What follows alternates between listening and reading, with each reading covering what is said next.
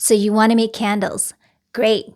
Are you shooting by the hip, making a lot of mess, chaos, and stressed out? Or are you taking the scientific approach that's more structured and ensuring success?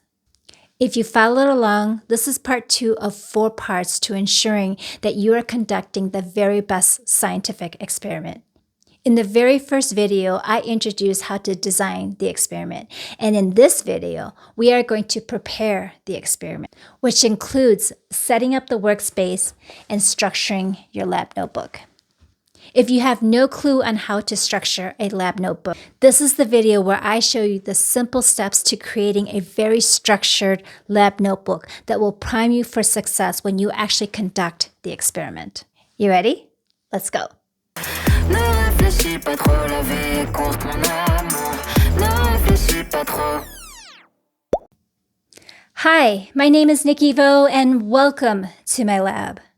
I'm a seasoned chemist with over 20 years of experience developing successful innovations and climbing that corporate ladder. However, at the age of 47, I realized I'm no longer living life on my terms.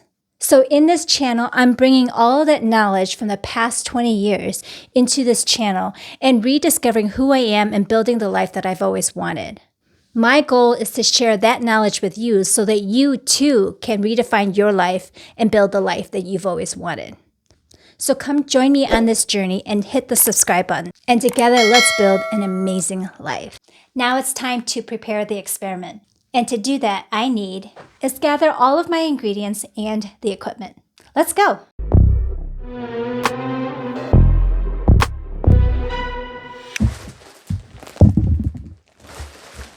$10 pounds of wax, 10 pounds of soy coconut wax,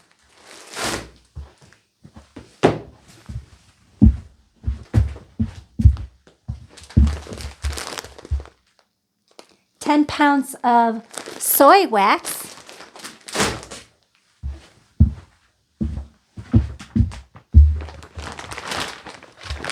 £10 of paraffin wax,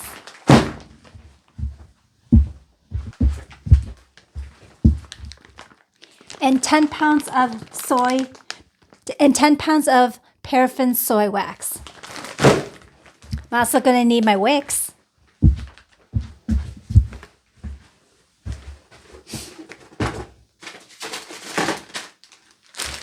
Eco 12,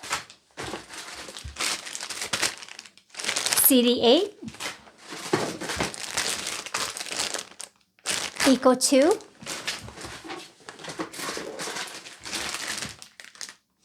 and Premier. Thermometer, part of my equipment. Wick stickers, wick adjusting tool, wick trimmer,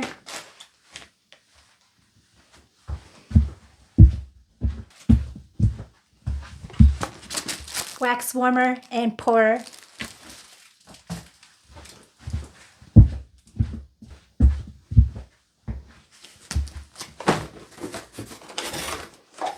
glass jars.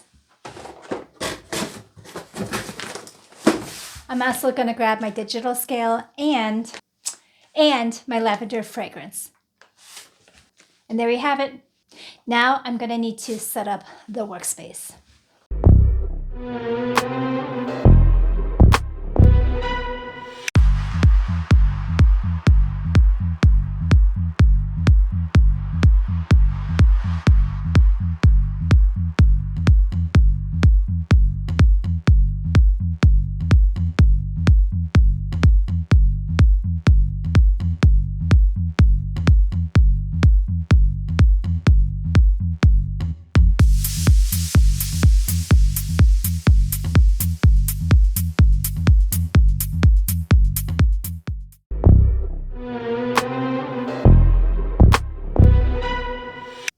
Now that I finished setting up the workspace, it's time for me to prepare the lab notebook.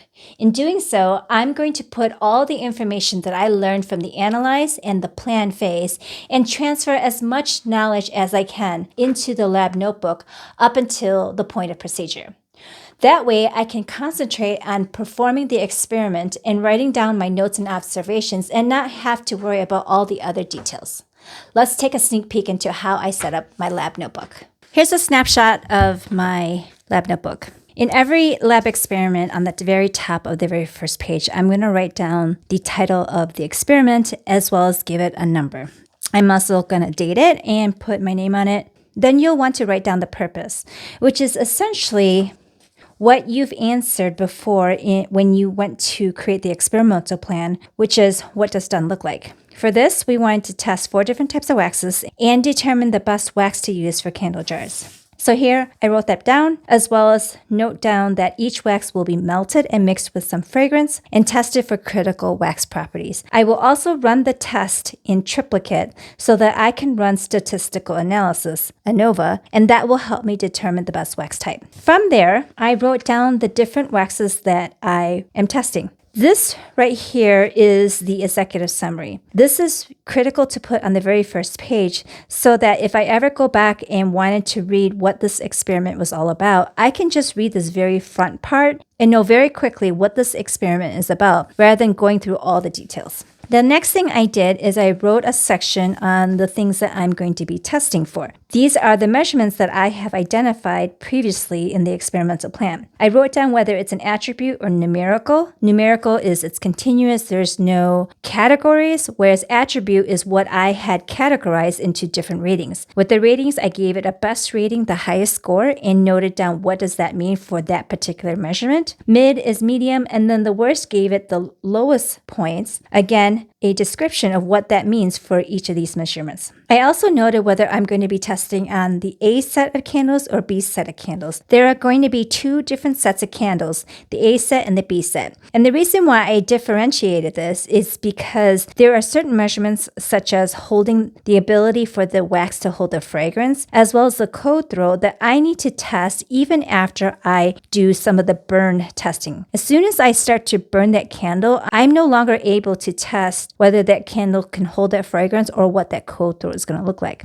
And so I differentiated A set and B set. And then A/B is I can use this on either of the sets. So in this experiment, I'm going to have 3 candles of A and 3 candles of B, so a total of 6 different candles for the same wax type. And then I also want to note down the equipment. What was the equipment I'm going to use? Who is the vendor? What's the model name? And where I bought it from. This is also important in case I ever need to replicate this experiment. I know exactly which wax warmer or digital thermometer I use, and therefore I can use the same exact kind. Or if I have issues with, for example, the digital thermometer, I can always go back to this experiment and know that, okay, maybe the results that I found in this experiment aren't really great because that digital thermometer was a little off. So just note the details in terms of what equipment you use, who's the vendor, what's the model number, and where did you get it from.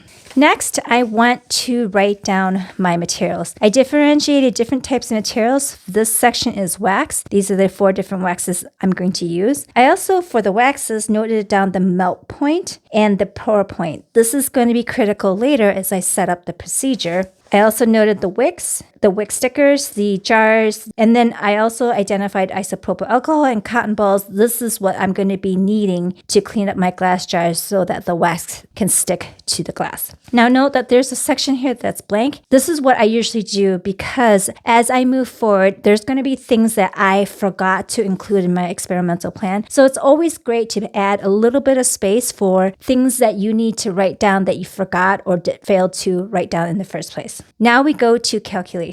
And the first type of calculation I'm going to do is the wax. I'm going to need to know how much wax am I going to prepare. To do that is 3 simple calculations. The first is to determine the volume of the jar, which follows this calculation. Pi times the diameter of the jar divided by 2, square that, and multiply it by the height. All of this is going to be measured in inches. So the first thing I'm going to need to know is what is the diameter of the jar. I'm going to grab my ruler as well as a jar. So here's a jar. Now, one word of caution, I would not measure from the top because if you know, there's a little bit of lip and then the bottom of the jar is wider than the top of the jar. So it's always best to measure from the widest part, because that way, if you make a slight mistake in calculations or it's a little bit too big, you will have some space and maybe the height of the wax will be lower than what you anticipated. However, if you measured it from the top and the measurement is smaller, you're actually going to overflow on the jar. So always try to aim for the bigger size. This looks like it's going to be about 2 3/8. So 2 3/8 diameter. Let me write that down. 2 3/8 of an inch, which is also 2.375 of an inch. Let's measure the height. The height, it's not going to go all the way to the top. I'm actually going to go just below this little lip. And that height looks to be about, let's go 1.5. Again, I just want to be slightly lower. And so if I go to 1.5, which is right there, then that height will go right there. It's a little bit lower because that jar is bigger than what I had measured, not a problem. But however, if it's too small, I have still a little bit of wiggle room to compensate. So let's go 1.5. The other reason is simple math. The more simple you can make things, the better. So let's do the calculations quick. If we take pi 3.14 times the diameter divided by 2, square all of that, multiply it by the height, we get final volume of the jar to be 2.375 of an inch. From that, we want to take that volume, write it back down here, and now we want to divide it by 2. And so our amount of wax that we're going to need per candle is that volume divided by 2, which ends up being, oh, I'm sorry, I did this wrong. My math is a little off. So 2 3/8 is going to be 2.375 inches. That height is going to be 1.5. And when I multiply that pi times that diameter divided by 2 squared times the height, I'm going to get a measurement of 6.64. That was a mistake. Whenever I make a mistake in my lab notebook, I don't want to scribble it all out because maybe that mistake wasn't too bad after all. What I want to do instead is just do a single line across that mistake, write down what was the mistake. So my entry error is in the math, and then you just initial it and then put the date that you made the error. So today is 1/3/26. And that's it. That way, if I ever need to go back and look at this, I'll know, oh yeah, that was a math boo-boo. So 6.64 inches, and transfer it down here again. Mistake made, 6.64 inches. Entry error, math, initials, and date. If you're the type of person who is prone to making a lot of mistakes,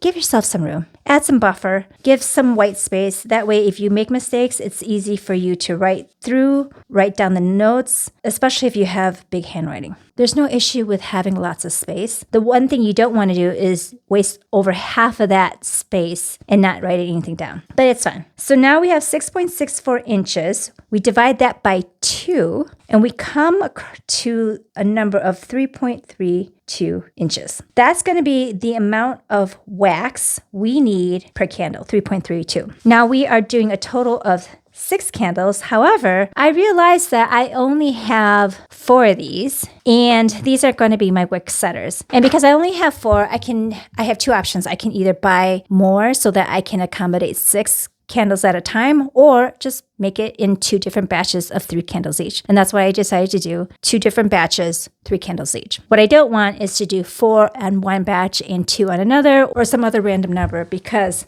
when you're testing it, you want to replicate and keep most of your variables the same so that you know if there's any changes or variation in the data, it's because of the wax and nothing else. If I do 4 one day and 2 another day, maybe the 2 that I do on a second day, I'm a little bit more tired, a little bit more sluggish, my math is off, maybe the way that I prepare the wax is off. And so those results are going to be very different than the one that is in the batch of the 4. Do yourself a favor, batch things, keep the same number in that batch. For this one, I'm doing 2 batches of 3 candles each.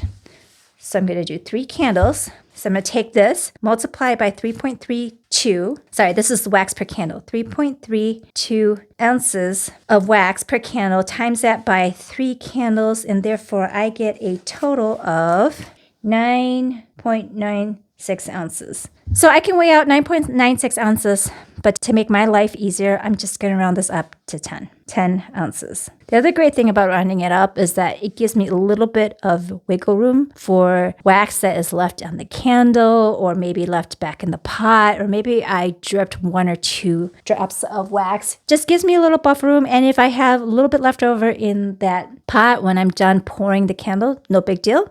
I can just toss it in the trash or reuse it somewhere else. The next thing I want to do is I want to calculate the amount of fragrance I'm going to need. And to do that, I'm going to need the ounces of wax I'm going to use times it by the fragrance loading. Again, this is 10 ounces. And what I've read is that for most waxes, they can hold about 10% of a fragrance loading. So I might be a little bit different, but again, I want to test how well does this wax hold fragrance. So I'm going to keep the amount of fragrance consistent among all different waxes. So for this, I'm going to do 10%. Based on that, I do the calculations, and I'm going to need 0.10 ounces of fragrance.